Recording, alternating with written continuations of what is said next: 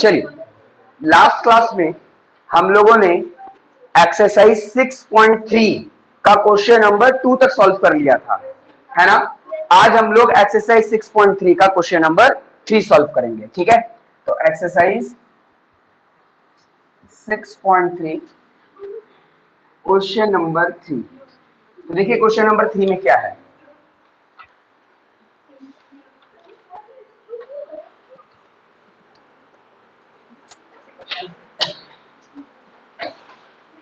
देखिए 6.3 में फिगर दिया हुआ है, पहले फिगर बना लीजिए।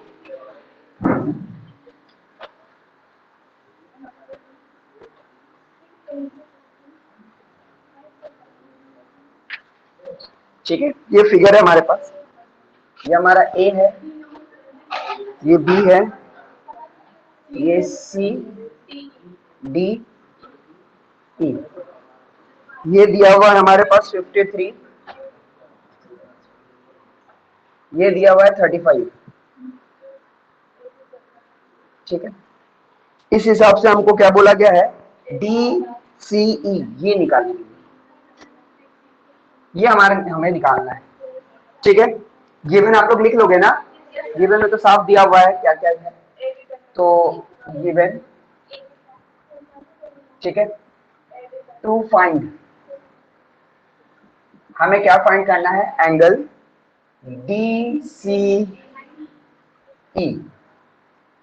तो देखिए हम लोग फाइंड करते हैं, तो ध्यान देना क्या है, बहुत इजी क्वेश्चन है, इससे इजी क्वेश्चन नहीं दिखता। अगर मैं इसको शॉर्ट फॉर्म में दिखाऊं ताकि तुम लोग को अच्छे से और समझ में आए, तो देखो ये और ये पैरेलल लाइन है जो कि गिवन में दिया हुआ है कि ए बी पैरेलल है डीई के, ठीक है। और ये क्या है, ट्रांसवर्सल। तो ऑब्वियस सी बात है कि ये जितने डिग्री का होगा ये भी उतने ही डिग्री का होगा शाहनवाज। रीजन क्या होगा, very good, alternate interior angle सबको पता है। तो हम लोग को ये पता चल जाएगा, ये वाला पता चल जाएगा अल्टरनेट से। फिर आपको एक ट्रायंगल दिखाई दे रहा है, ट्रायंगल में इन दोनों को प्लस करेंगे, 180 से माइनस करेंगे तो ये निकल जाएगा, है ना।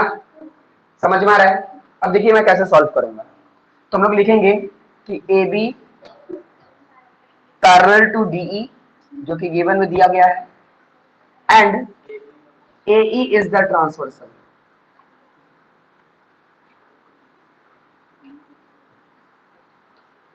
तो इसका मतलब जब तक ये स्टेटमेंट नहीं लिखोगे अल्टरनेट नहीं आ जाएगा, इसलिए हम लोग ये लिख दिए। तो अब हम लोग लिखेंगे कि BAE बराबर है AED के, और वो भी कितना डिग्री होगा, 35 डिग्री। रीजन क्या होगा, अल्टरनेट इंटीरियर एंगल। यानी हम लोग को ये पता चल गया कि ये कितने एंगल का होगा, कितने डिग्री का होगा, 35 डिग्री का। बात समझ में आ गया। तो हम लोग को अब ये पता चल गया 35 का।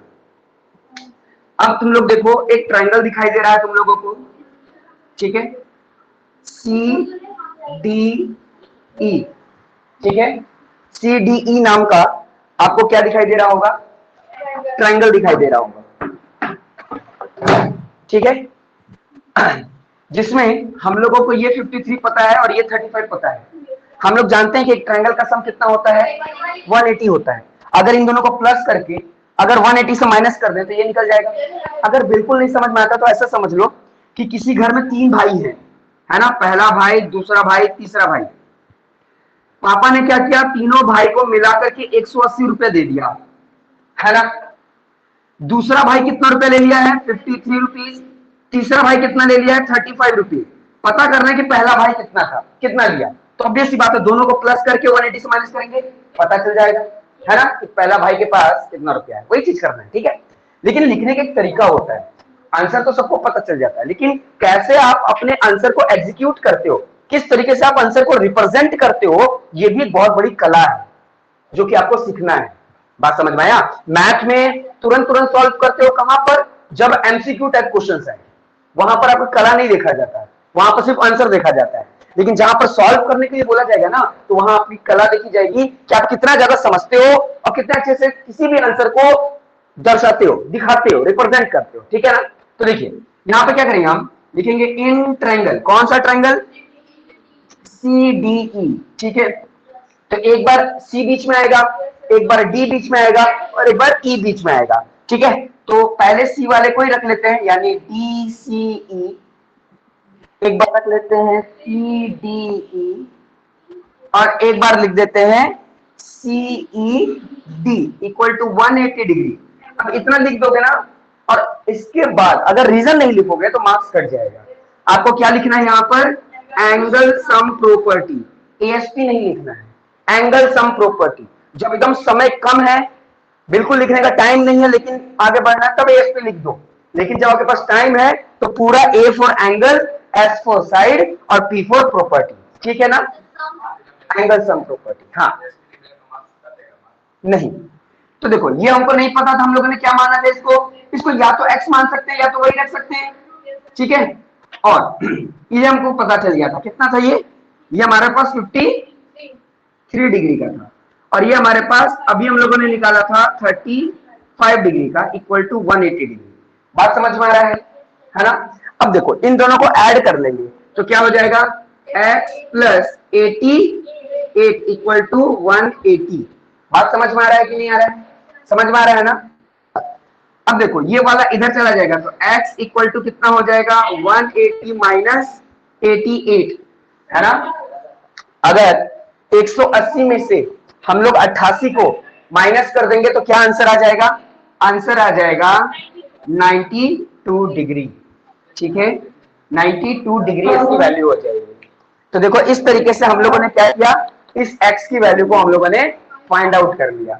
बताओ समझ में आया कि नहीं।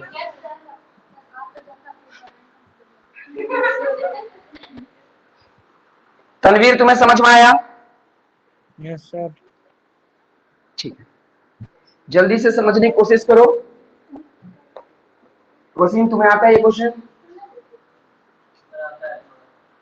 देख लो, कहीं डाउट है तो तुरंत पूछ लो। गिवन मैं छोड़ दे रहा हूं लेकिन गिवन लिखने का भी 1 मार्क्स मिलता है, बहुत लोगों को इसका प्रमाण पत्र मिल चुका होगा।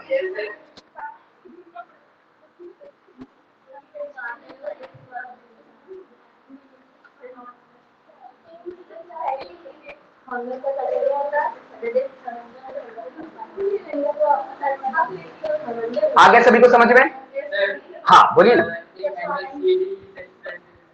इन ट्रायंगल सीडी, तो एक ट्रायंगल ये है हमारे पास, ये ट्रायंगल में दो एंगल पता था, तीसरा एंगल निकालना था, दोनों एंगल को सम कर दिए और 180 से माइनस कर दिए तो तीसरा एंगल पता चल गया, है ना।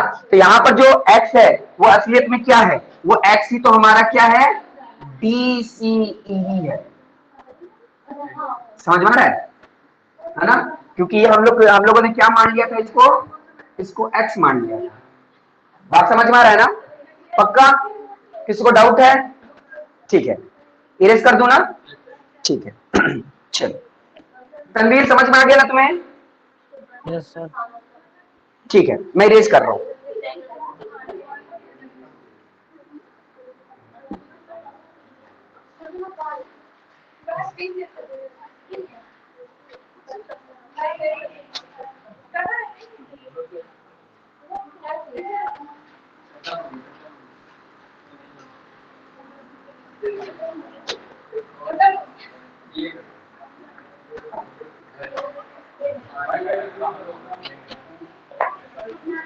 चलिए क्वेश्चन नंबर 4 देख लेते हैं।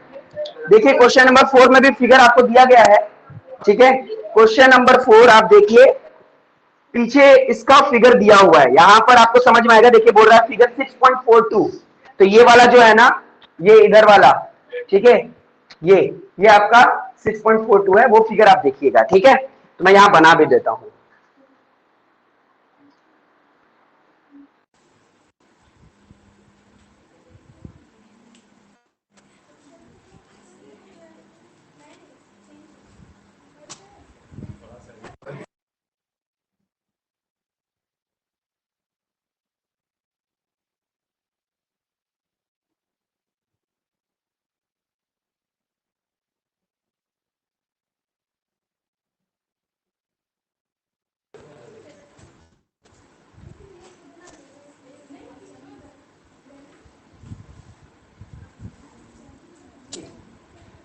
फिगर नहीं बना बस और अच्छे से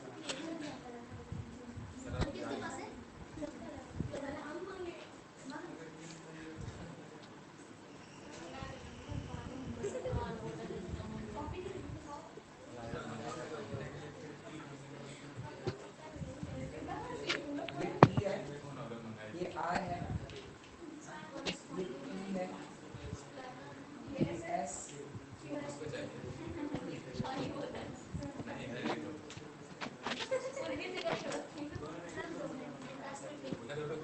सर आवाज नहीं आ रहा अच्छा से आपको। सर देखो हमें क्या निकालना है, सर आवाज नहीं आ रहा आपका। एस क्यू टी ये निकालना है हमें, ये निकालना है, इसलिए हम इसको x मान लेते हैं। स्कूटी नहीं है, एस क्यू टी।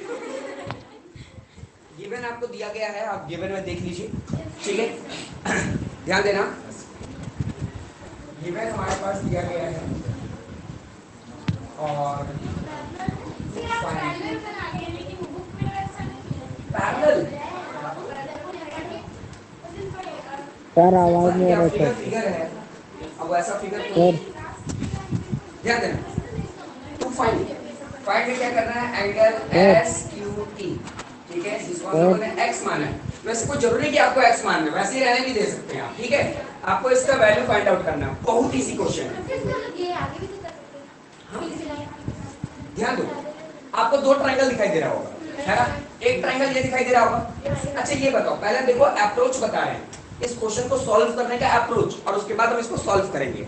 ध्यान देना कैसे निकलेगा, ये बहुत इसी तरीके से निकलेगा। ये हमारे पास ट्रायंगल है, अभी आप इसको भूल जाइए।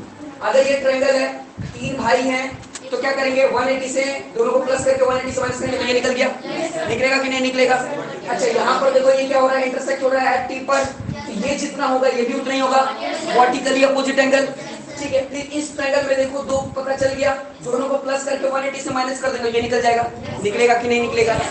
बस यही है हम लोग का अप्रोच, किसी क्वेश्चन को सॉल्व करने का, यानी किसी क्वेश्चन को टैकल करने का क्या अप्रोच होना चाहिए, मैं तुम लोगों को बता दिया। अब इसको सॉल्व कैसे करेंगे, एग्जीक्यूट कैसे करेंगे, वो मैं बता रहा हूँ। समझ में आया कि नहीं, ठीक है। तो देखिए मैं इसको सॉल्व कैसे करता हूँ, ध्यान देना। देखेंगे इन ट्रायंगल कौन सा, पी आर टी, तो एक बार P बीच में आएगा, एक बार R बीच में आएगा, और एक बार T बीच में आएगा। तो जिसको निकालना है उसको मैं पहले रख देता हूँ इस बार। तो P R और PRT और RP इक्वल टू 180 डिग्री, सही लिखा हूं। अभी एक चीज बच गया है, क्या, एंगल सम प्रॉपर्टी। तो ये तो हम लोग को निकालना ही है ना, तो इसको वैसे ही रहने देते हैं। वैसे आप चाहते तो इसका नाम कर सकते थे, ये हम लोग को पता है कितना है, गिवन में दिया हुआ है कितना, PRT 45 डिग्री, 40 और ये कितना है 95 इक्वल टू 180। अब क्या करेंगे, फिर से PTR प्लस इन दोनों को ऐड करेंगे, कितना आ जाएगा 135 इक्वल टू 180, ये इधर आ जाएगा, तो PTR इक्वल टू 180 माइनस 135। बोलो समझ में आ रहा है कि नहीं है ना। अब क्या करना होगा, इन दोनों को माइनस करना है, माइनस करेंगे क्या आंसर आएगा, ठीक है, दोनों को माइनस करेंगे तो आ जाएगा 45। ध्यान देना, हम लोगों ने ये एस्टैब्लिश कर लिया कि ये क्या है, 45 का है। अगर ये 45 का है तो ये भी 45 का ही होगा, वर्टिकली अपोजिट एंगल से। लेकिन ऐसे नहीं लिखना है, क्या लिखना होगा, ध्यान देना, लिखना होगा PQ and RS, PQ and RS intersect at point T।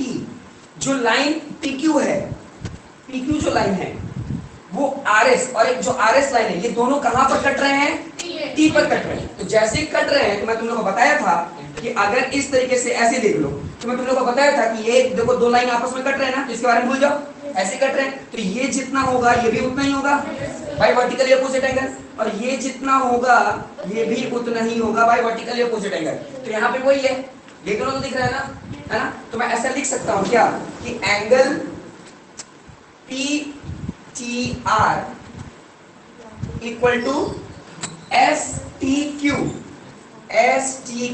Equal to 45 degree reason vertically opposite angle. बोलो समझ में आया कि नहीं आया?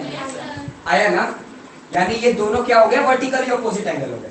यानी ये भी हमको पता चल गया अब कि कितने हैं? 45। पहले नहीं पता था ये कितना था, लेकिन हम लोगों ने ये निकाल दिया तो ये भी पता चल गया। क्लियर है? इतनी बात समझ में आ रही कि नहीं? अच्छा, जब यहाँ बात समझ में आ गया तो फिर से देखो इन ट्रायंगल, अब ये वाले ट्रायंगल को देखेंगे। कौन सा? SQT को। SQT ये ट्रायंगल, तो जो निकालना है पहले उसी एंगल को लिख लेते हैं। तो क्या लिखेंगे यहाँ पर? एंगल SQT प्लस एंगल, एक बार ये ले लेते हैं STQ और जो हम लोग को दिया हुआ है, क्या दिया हुआ था? TQS। देखो बुक में TQS लिखा है या S? नहीं, TSQ दिया हुआ है या QST दिया हुआ है? TSQ वैसे लिख सकते हैं, QST लिख सकते हैं, समझ में आ रहा है, लेकिन बुक में जैसा है वैसा लिखना ज्यादा बेहतर रहता है। Equal to 180 degree reason angle sum property. समझ में आ रहा है? अच्छा, SQT का SQT लिखेंगे, SQT प्लस ये देखो ध्यान देना कितना है? 45 प्लस ये कितना है बुक में दिया हुआ कितना? 75 इक्वल टू 180। बात समझ में आ रहा है? अब मैं थोड़ा यहां सॉल्व कर देता हूं, ठीक है? अब देखो इन दोनों को प्लस करेंगे तो ये तो SQT तो वैसे ही रहेगा, SQT इन दोनों को ऐड कर देंगे तो कितना आ जाएगा? 120 इक्वल टू 180। तो SQT इक्वल टू 180 माइनस 120, तो SQT कितना आ जाएगा? 60 डिग्री हमको पता चल गया। पता ये चला कि जो SQT है वो कितने डिग्री का है? 60 डिग्री का है। बोलो समझ में आया कि नहीं? समझ में आया ना? तो इस तरीके से क्वेश्चन नंबर 4 सॉल्व होता। तनवीर समझ में आ रहा है? Yes sir. तनवीर तुम्हें समझ में आ रहा है? यस सर, आवाज आ रहा है।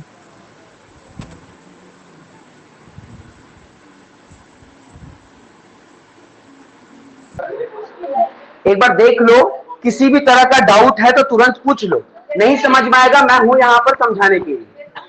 शहनवाज, हाँ बोलो। हाँ वो तो देंगे, पहले हम इसलिए सोच रहे हैं ना, पहले एनसीईआरटी, जितना जल्दी एनसीईआरटी खत्म होगा उसका तो टेस्ट होगा ही होगा, और वैसे भी कल सैटरडे है तो कोशिश करते हैं कि आज खत्म ही कर देते हैं।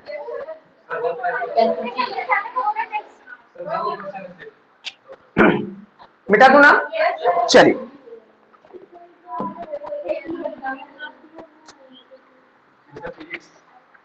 हाँ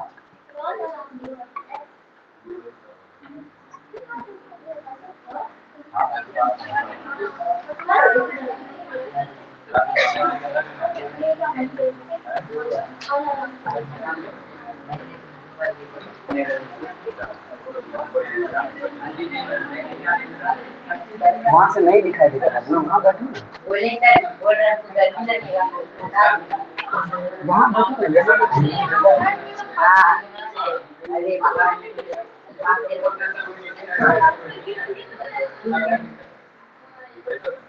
चलिए क्वेश्चन नंबर 5 देखते हैं।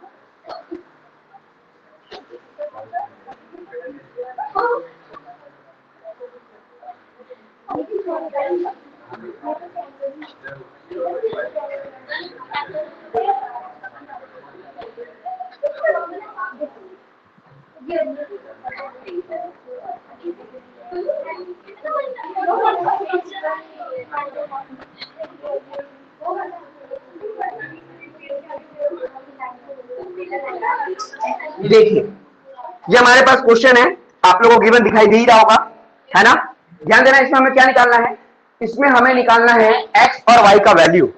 हमें क्या निकालना है, x और y का वैल्यू। तो गिवन आप लोग लिख लोगे ना, ठीक है। गिवन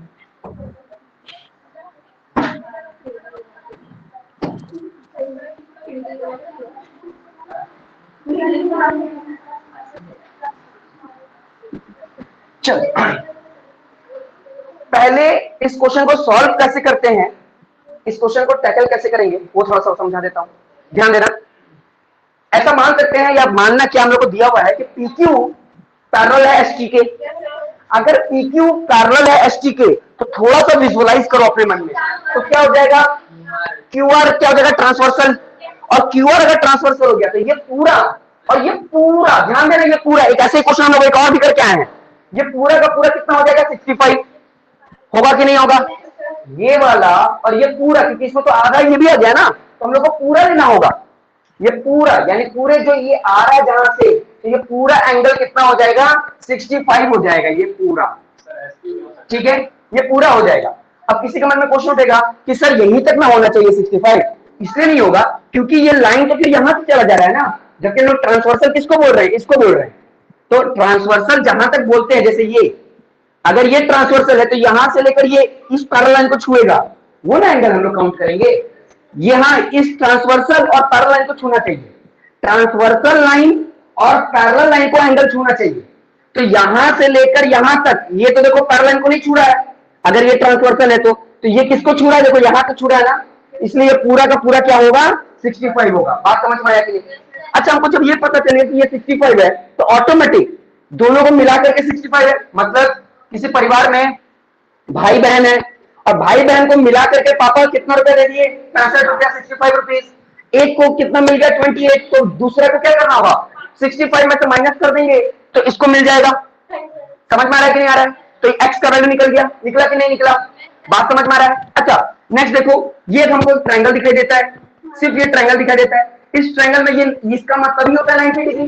ये 90 पता चल गया, ये x पता चल गया, दोनों को प्लस करके 180 से माइनस करेंगे तो ये निकल जाएगा। निकलेगा कि नहीं निकलेगा। अब इसी चीज को सॉल्यूशन में देखते हैं कैसे बनता है, ठीक है। ध्यान देना, क्या लिखूंगा मैं, यहां लिखूंगा कि PQ parallel to ST and QR is the transversal. तो इसका मतलब क्या हुआ कि एंगल PQR और QRT या TRQ है ना, ये क्या होगा, ये दोनों का दोनों होगा 65 डिग्री का और रीजन होगा अल्टरनेट इंटीरियर एंगल। बोलो समझ में आया कि नहीं।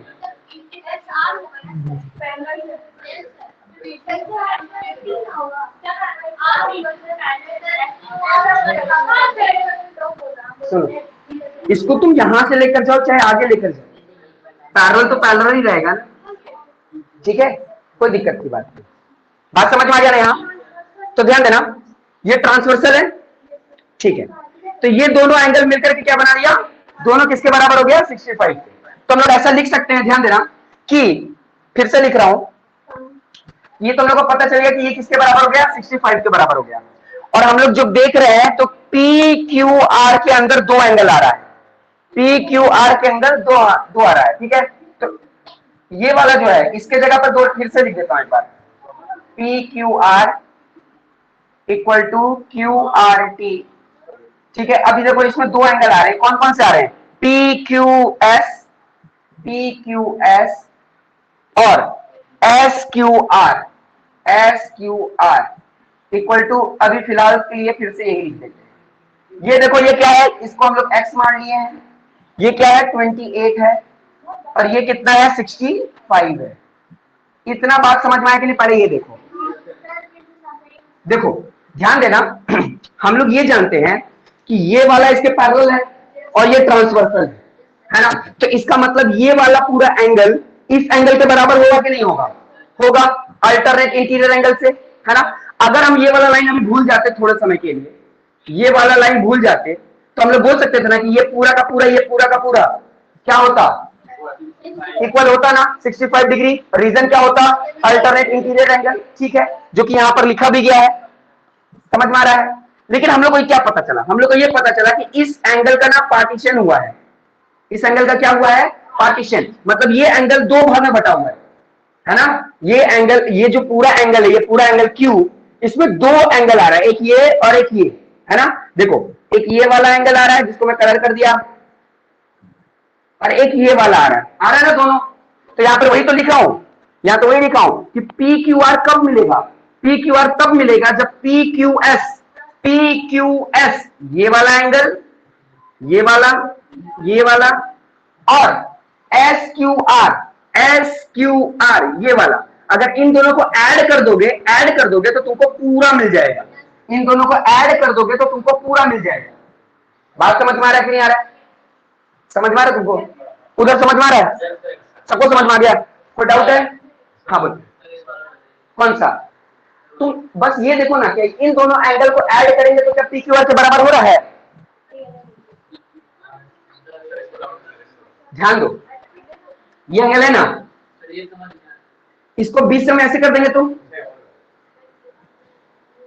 ऐसे बीच में लाइन खींच देंगे तो बोलेंगे ना कि ये पूरा एंगल कब मिलेगा, जब ये छोटा वाला एंगल और ये छोटा वाला एंगल यानी एंगल 1 और एंगल 2 को ऐड कर देंगे तो हमको बड़ा वाला एंगल मिलेगा। बोल सकते कि नहीं बोल सकते, है ना।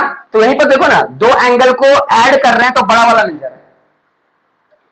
बोलो समझ में आया कि नहीं आया, बोलो तो फिर से बता देंगे, आया समझ में, आ रहा है समझ में, नहीं आ रहा है तो पूछोगे तब ना बताऊंगा।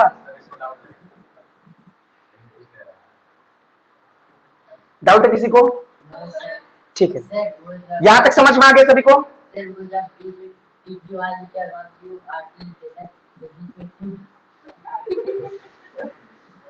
ये अल्टरनेट इंटीरियर एंगल से यही वाला चीज है, ठीक है। अब देखो ये x का x equal to 65 degree minus 28 degree, बात समझ में आ रहा है। अगर 65 में से 28 माइनस करेंगे तो x की वैल्यू निकल जाएगी, कितनी आएगी x की वैल्यू, 37। तो हमको x का वैल्यू पता चल गया, x का वैल्यू कितना है 37। तो देखो ये हो गया, यहां पर ये x हमको पता चल गया, ठीक है, x की वैल्यू हम लोगों को पता चल गई। अब देखो, अब हम लोग क्या करेंगे, हम लोग को जब x पता चल गया तो आप किसको देखना है, ध्यान देना, ये है x, ये है y और ये है 90 डिग्री। अभी हम लोग x निकाले ना कितना 37, अभी निकाले हैं 37। तो आराम से देखो ये ट्रायंगल में 3 साइड होता है, अगर इन दोनों को प्लस करके 180 से माइनस कर देंगे तो ये निकल जाएगा, है ना। तो देखो ध्यान से ट्रायंगल की बात करते हैं, कौन सा, इन ट्रायंगल, कौन सा, पी पी क्यू एस, ऐसा कुछ नहीं है, ट्रायंगल कुछ भी आप ले सकते हो, ठीक है। तो जो निकालना है पहले उसी को लिखेंगे, ठीक है। एंगल पी एस क्यू, एक बार एस बीच में एक बार क्यू बीच में, तो एस पी क्यू और P Q S equal to 180। एक बार क्यू, एक बार पी और एक बार एस, तीनों के तीनों एक बार बीच में आ गया, बात समझ में आ रहा है। रीजन क्या होगा, एंगल सम प्रॉपर्टी, बात समझ में आ रहा है। अच्छा ये हम लोग को निकालना ही था, है ना, ये हम लोग को निकालना ही है, इसलिए हम लोग इसको क्या माने हुए हैं, देखो ये y के बराबर है, ये किसके बराबर है, y, देखो ये तो पूरा y है ना। अच्छा ये वाला हम लोग निकाल बैठे हैं, ठीक है, एक नहीं सॉरी गिवन में दिया हुआ था कितना 90 डिग्री, और ये हम लोग अभी निकाल के बैठे हैं कितना 37 डिग्री इक्वल टू 180 डिग्री। बोलो इतना बात समझ में आ रहा है कि नहीं, ठीक है। अब मैं y का y लिखा, है ना, इन दोनों को ऐड करूंगा तो कितना जाएगा 127 डिग्री इक्वल टू 180 डिग्री। अब y का मैं y रखा इक्वल टू 180 माइनस 127 डिग्री। अब y निकालने के लिए क्या करना होगा, इन दोनों को माइनस करना होगा। तो y की वैल्यू कितनी आ जाएगी, 53 डिग्री। तो हमको पता चल गया कि x का वैल्यू क्या है और y का वैल्यू क्या है। x का वैल्यू 37 और y का वैल्यू 53 डिग्री होगा। बोलो समझ में आया कि नहीं? तनवीर तुम्हें समझ में आया? Yes sir. देखो कहां डाउट है पूछो।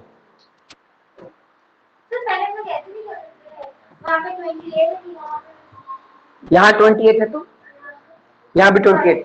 ध्यान देना, ये वाला जो 28 है ये यहाँ पर है और ये वाला 28 वहां पर है, तो ये दोनों लाइन तो पैरेलल नहीं है। यही बात को ध्यान से समझना। क्वेश्चन बहुत अच्छा पूछी है, ध्यान देना। अगर मैं यहां पर बताऊं तो ध्यान देना, ये ऐसे आया हुआ है, ये इधर गया है और फिर ये ऐसे गया है, ठीक है। ये इस तरह, ये एक एंगल ये और ये, आप ये दोनों एंगल को अल्टरनेट इंटीरियर एंगल तभी बोल सकते थे जब ये वाला लाइन और ये वाला लाइन पैरेलल होता। आप इसको देखो क्या है, ये P है, ये S है और ये क्या है, Q और R है। क्या R पैरेलल है इसके? बुक में कहीं नहीं दिया हुआ, देख के भी पता चल रहा है। क्यों? क्योंकि अगर इसको मैं थोड़ा सा भी आगे लेकर जाऊं तो ये लोग कहीं ना कहीं इंटरसेक्ट कर जाएगा। बात समझ में आया? इसलिए इस तरीके से नहीं बनेगा। बात समझ में आ रहा है? और कोई क्वेश्चन किसी का? और किसी का कोई क्वेश्चन? समझ में आ रहा है कैसे बना? डाउट है? पक्का? वसीम समझ में आ गया? समझ में आ गया तुम्हें जी? समझ में आया तुम्हें? तुम तीनों को पक्का तुम्हें समझ में आया? तुम दोनों को, उधर तीनों, तुम तीनों को क्लियर है ना? पक्का है ना? चलिए तो अब मैं इसको मिटा देता हूं, ठीक है? मिटा दूं ना? अब इस पूरे चैप्टर का लास्ट क्वेश्चन और मोस्ट इंपॉर्टेंट क्वेश्चन, अगर मोस्ट है तो मोस्ट के जैसा रहेगा ही ना।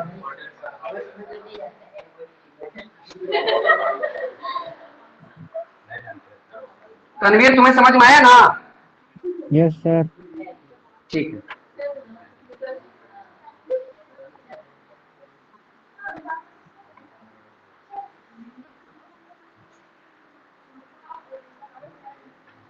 चलिए इस पूरे चैप्टर का लास्ट क्वेश्चन देखते हैं क्या है।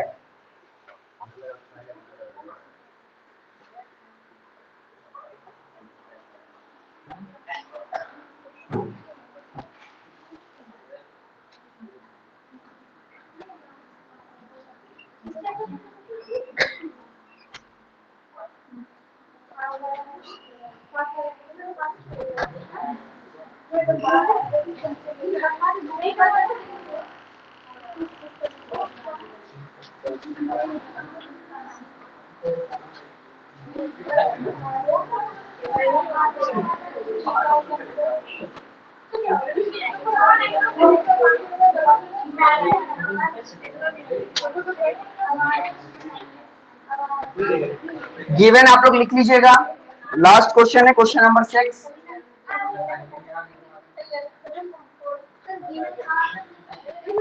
गिवन इसका कहां से कहां तक लिखना है, पूरा टी तक लिखना है, पॉइंट टी तक, ठीक है ना? इस क्वेश्चन को टू प्रूव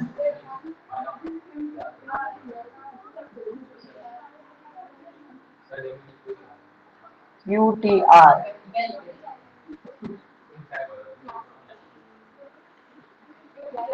QPR, ध्यान देना, अगर थोड़ा सा भी ध्यान हटाओगे तो ये क्वेश्चन समझ में आएगा नहीं। इसलिए थोड़ा कंसंट्रेशन लेवल बढ़ाओ और मैं एकदम बिलो द पॉइंट से तुम लोग को समझाने की कोशिश करूंगा। बस समझने की कोशिश करो तुम लोग। मैं इस फिगर को दो फेज में लिखता हूं, इस फिगर को दो फिगर में बनाता हूं, ध्यान देना।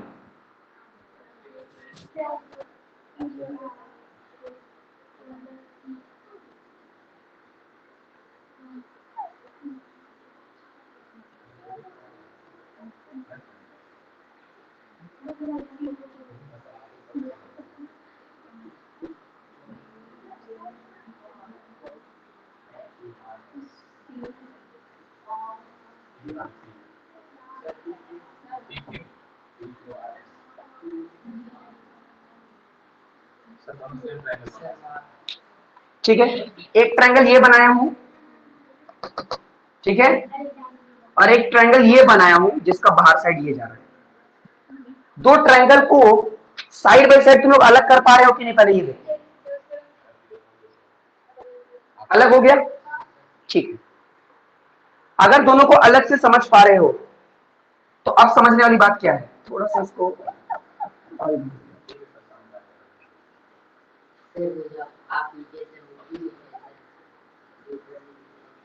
उसको प्रूफ करना है। बुक पलटोगे ना तो सब दिखने लगेगा। ध्यान दो, लोअर क्लास में क्या पढ़े, लोअर क्लास में ये पढ़े हैं कि ये जो एक्सटीरियर एंगल होता है, ये जो एक्सटीरियर एंगल होता है वो सम ऑफ इंटीरियर एंगल के होता है। ये जो एक्सटीरियर एंगल होता है वो सम ऑफ अपोजिट इंटीरियर एंगल के बराबर होता है।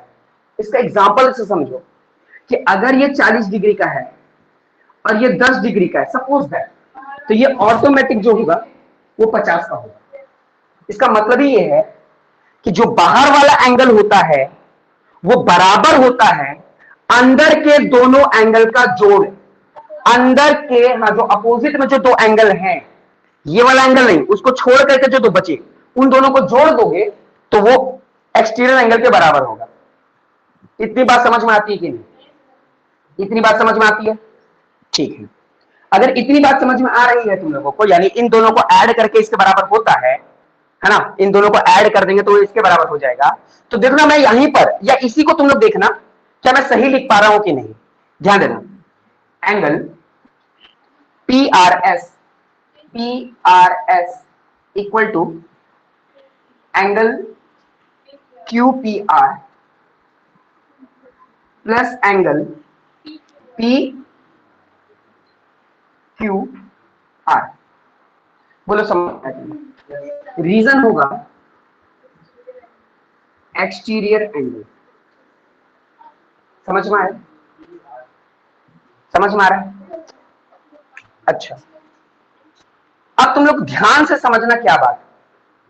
ये वाला तो हो गया हम लोग का एक्सटीरियर, है ना। अच्छा, थोड़ा सा यहां पे भी देखो, यहां पे भी तो वही बात हो गया ना कि ये एक्सटीरियर एंगल है, ये जो एंगल बन रहा है वो ट्रायंगल के बाहर बन रहा है, तो ऑब्वियस सी बात है ये एंगल जो होगा वो ये एंगल और ये एंगल का जोड़ होगा। ये दोनों एंगल को अगर ऐड कर दें तो हम इसके बराबर पहुंच जाएंगे, इसके बराबर पहुंच जाएंगे। इन दोनों को ऐड करेंगे तो हम इसके बराबर पहुंच जाएंगे, जैसे अभी एक्सटीरियर एंगल देखिए। बात समझ में आ रहा है? लेकिन देखो क्या हुआ है, हुआ ये है कि बुक वाला क्या बोला है, देखो कि जो TQ है वो एक लाइन है जो एंगल PQR को दो एंगल में बांट दे रहा है। कितने एंगल में बांट दे रहा है? दो एंगल में बांट दे रहा है। बात समझ में आ रहा है? सिमिलरली जो TR है, TR वो भी क्या किया, इस PRS को दो हाफ में बांट दे रहा है ना। मैं इसी को एक और फिगर देकर बताता हूं ताकि पूरा कॉन्सेप्ट क्लियर हो। मैं इसी चीज को बता रहा हूं, ध्यान दो। अगर मैं इसकी बात करूं बाहर वाला, यानी ये P, ये R और ये S, यहां पर ये एंगल है, यहां से T आ रहा है, ये देखो T, यहां T आ रहा है, T।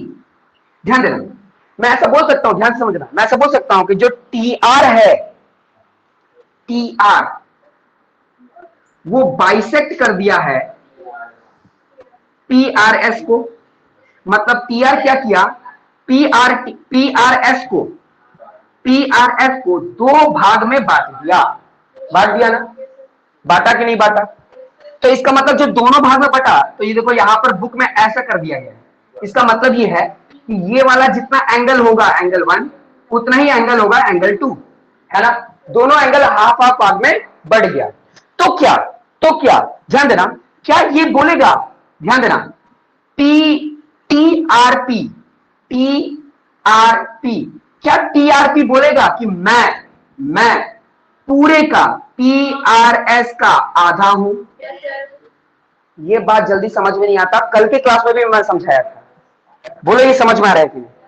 अच्छा, तो फिर क्या ये बोल सकता है, ध्यान देना, एंगल TRS क्या टीआरएस बोलेगा कि मैं भी तो आधा हूं पीआरएस का? ये बात समझ में आ रहा है कि नहीं? ध्यान दो, समझने वाली बात क्या है कि अगर ये पूरा एंगल है, ये पूरा एंगल है और उसमें कौन आ गया, ये टीआर आ गया, तो टीआर आने के कारण क्या हुआ कि जो पिज्जा इतना था अब वो पिज्जा दो भाग में बच चुका है। तो ये जब दोनों इक्वली भाग में ये पिज्जा बच गया है तो मैं बोल सकता हूं कि ये वाला जो पिज्जा है ये पूरे का आधा पिज्जा है, बोल सकता हूं ना। उसी तरह ये भी, ये वाला जो पिज्जा है वो पूरे का आधा पिज्जा है, बोल सकते हैं ना। देखो यहाँ पे वही लिखा हुआ है टीआरपी, टीआरपी, ये वाला एंगल ये बोलता है कि मैं पूरे का आधा हूं, है ना। उसी तरह से टीआरएस, टीआरएस ये बोलता है कि मैं भी पूरे का आधा हूं। बोलो समझ में आया कि नहीं? सबको समझ में आ गया? समझ में आ रहा है सभी को? ठीक है, अगर ये समझ में आ गया इधर की बात, ठीक है, तो थोड़ा सा अब हम लोग क्यू की भी बात करेंगे, ठीक है, उसको भी समझने की कोशिश करो, है ना। अब मैं इसको बता रहा हूं, कौन सा, ये देखो यहां से ऐसे आया है और फिर यहां से ऐसे गया, ये P है, ये Q है, ये T है, ये T है और ये R है ना। तो इस केस में भी क्या हुआ है कि जो TQ है, TQ वो क्या किया, बाइसेक्ट कर दिया एंगल PQR को, है ना। देखो ये वाला एंगल और ये वाला एंगल, इसलिए बुक में देखो ऐसे करके बना दिया है ना। ये बहुत इंपॉर्टेंट चीज है। तो क्या ये वाला एंगल जिसको मैं कलर कर रहा हूं, क्या ये एंगल, है ना, यानी एंगल का नाम क्या है, TQR, क्या TQR बोल सकता है कि मैं आधा हूं PQR का? बोल सकता है ये, है ना। सिमिलरली क्या ये जो PQT है ना, या फिर TQP है ना, TQP, क्या ये बोल सकता है कि मैं भी तो आधा हूं PQR का? बोलो समझ में आ रहा है कि नहीं ये बात? थोड़ा समझो।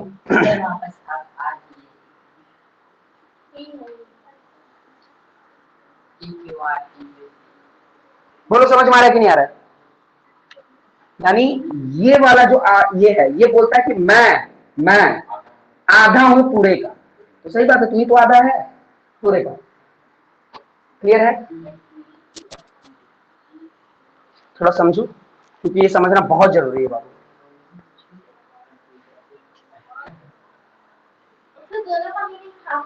हाफ हाफ ही है दोनों, इसका मतलब ही है कि ये जितना है ये भी उतना ही है। बोलो थोड़ा सा ये एंगल थोड़ा बड़ा दिख रहा होगा, लेकिन मैं बनाना इक्वल चाहता था, अब उतना इक्वल थोड़ी ना बनेगा, मैं कंस्ट्रक्शन से तो बना नहीं रहा हूं। समझ में आ गया? अब ध्यान देना, अब मैं क्या कर रहा हूं, ध्यान से समझो, ध्यान देना। मैं क्या कर रहा हूं, ध्यान देना, मैं लिख रहा हूं multiply half on both side. मैं दोनों तरफ क्या करूंगा, हाफ मल्टीप्लाई कर दूंगा, तो ये भी हाफ, ये भी हाफ, ये भी हाफ, ठीक है, ठीक है। मैं सबको क्या कर रहा हूं, आधा पूछ रहा हूं, ठीक है। पहले ये पूरा तो था, ये तो समझ में आया कि नहीं, पहले ये बताओ, ये समझ में आया ना। फिर मैं क्या किया, सब में हाफ मल्टीप्लाई कर दिया, हाफ क्यों मल्टीप्लाई क्यों, आगे समझ में आएगा। अब पीआरएस बोल रहा है, पीआरएस कि पीआरएस पूछ रहा है कि क्या पीआरएस का आधा कोई है, तो पहले पीआरएस देखो कहां है, यहीं से देखते हैं। पीआरएस, पीआरएस, पीआरएस का आधा कोई है, तो देखो पीआरएस का आधा तो पीआरटी भी है, टीआरएस भी है, दोनों है। ये बोल रहा है कि क्या मेरा आधा कोई है, तो इसका आधा तो दो लोग हैं, या तो पीआरएस का आधा पीआरटी भी है और टीआरएस भी है, लेकिन मैं क्या लिखूंगा, टीआरएस। अब क्यों लिखूंगा टीआरएस, वो आगे समझ में आएगा। इसके लिए मैं लिखा एंगल टीआरएस। ये पूछा कि पीआरएस का आधा कोई है, तो मैं बोला हाँ है। कौन है, टीआरएस है ना, कौन है, टीआरएस है, ठीक है। समझ में आ रही थी बात? हाँ, इक्वल टू, फिर अब ये पूछ रहा है, उसका देखा देखी, ये पूछता है कि क्यू पी आर का आधा कौन है, तो देखो Q P are, Q P are का कोई आधा है, क्यू पी आर, पी का कोई आधा है? पी का कोई आधा है? नहीं है, इसका कोई आधा नहीं है, तो चुपचाप बैठो। क्यू पी आर तुम्हारा कोई आधा नहीं है, इसलिए छोड़ दियो उसको। फिर इसका देखा देखिए, ये पूछता है कि पी क्यू आर का आधा कोई है? पी क्यू आर देखते हैं, पी क्यू आर का आधा हाँ है, तो एक तो पी क्यू टी है और एक टी क्यू आर है, तो मैं क्या लिखूंगा?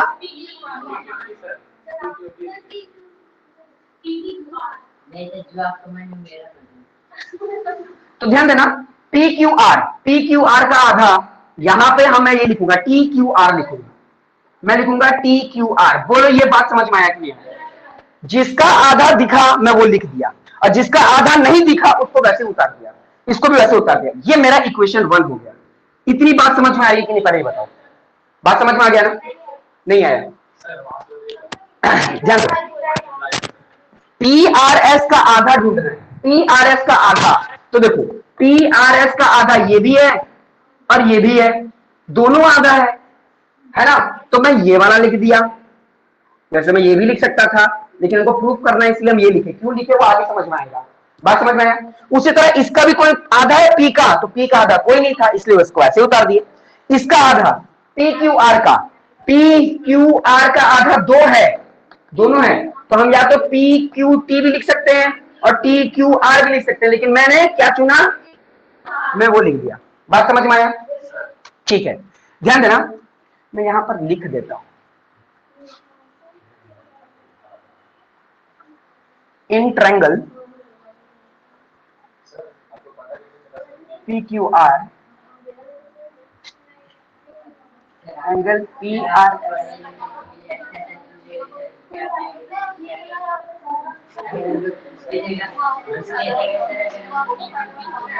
ठीक है।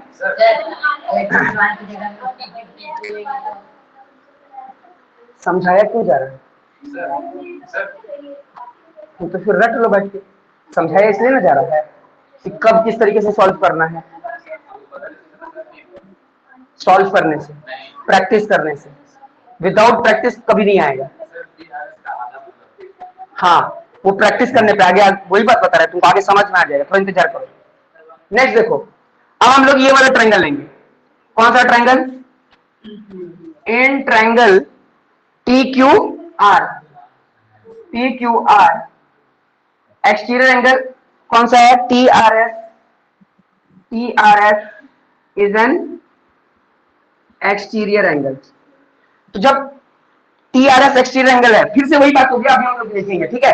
तो अगर टी आर एस की बात करें तो एंगल टी आर एस, तो टी आर एस ये बाहर वाला एंगल अंदर के दो एंगल के बराबर होगा, होगा ना? ये वाला एंगल और ये वाला एंगल दोनों का जोड़ के बराबर होगा, तो एक बार ये टी बीच में आएगा और एक बार क्यू बीच में आएगा, ठीक है? तो लिखते हैं एंगल क्यू टी आर, एक बार टी आ गया बीच में और एक बार T Q R, T Q R. Reason क्या लिख देते हैं? Exterior angle. ये इक्वेशन 2 हो गया। अब ध्यान देना, ये वाला बात समझ में आया कि नहीं आया? इसमें हाफ करने की जरूरत नहीं थी। अब इसको इक्वेशन 1 बना दिया, इसको इक्वेशन 2 बना दिया। अब ध्यान देना, यहां पर दो क्वेश्चन उठता है कि सर आप अंदर वाला ही क्यों लिए थे, आप इधर वाला ही क्यों लिए थे, ये वाला क्यों नहीं ले लिए थे? इसलिए क्योंकि देखो एलएचएस सेम हो गया, एलएचएस जब सेम हो गया तो आरएचएस क्या हो जाएगा? सेम होगा। तो यहां पर क्या वर्ड लिखेंगे? ऑन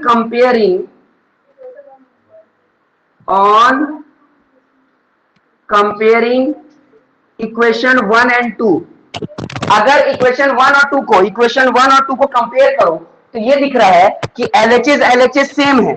तो जब एलएचएस सेम है तो आरएचएस भी क्या होगा? सेम होगा। तो इसका मतलब आरएचएस को एक तरफ लिख देते हैं, तो आरएचएस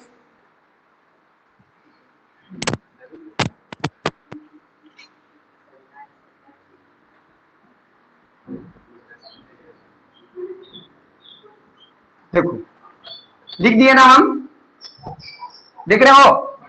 एलएचएस ये वाला यहां और ये वाला चीज यहां। क्यों ऐसा कर दिया हम? क्योंकि एलएचएस सेम था तो आरएचएस भी क्या होगा? सेम ही होगा। अब ध्यान देना, यहां पे भी टी क्यू आर है, यहां भी टी क्यू आर है, भले तुम इसको उठा के उधर ले जाओगे तो माइनस ही होगा।